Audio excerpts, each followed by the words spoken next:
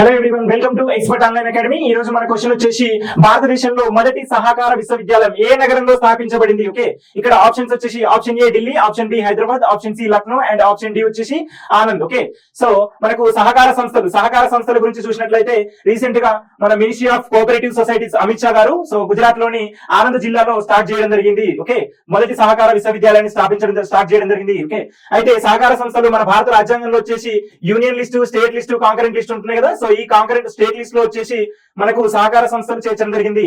అది 97th constitutional amendment act ఉంది కదా. సో దాని ప్రకారం 2011 లో వచ్చేసి మనకు ఫండమెంటల్ రైట్స్ లో అండి. ఓకే, భారత రాజ్యాంగంలోని ఫండమెంటల్ రైట్స్ లో ఆర్టికల్ 19 లో మెన్షన్ చేయడం జరిగింది. దెన్ నెక్స్ట్ వచ్చేసి DPSPs, directive principles of state పాలసీలో వచ్చేసి ఓకే 43B అండి, ఆర్టికల్ 43B లో మెన్షన్ చేయడం జరిగింది. దెన్ నెక్స్ట్ వచ్చేసి పార్ట్ 9B లో పార్ట్ 9B లో మెన్షన్ చేయడం జరిగింది.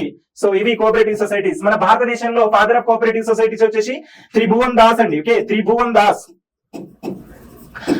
దాస్ పటేల్ అండి. సో ఇతని పేరు మీదుగా ఈ యూనివర్సిటీకి ఏం పేరు పెట్టారు? త్రిభువన్ సహకార యూనివర్సిటీ అని పేరు పెట్టడం జరిగిందండి. Thank you.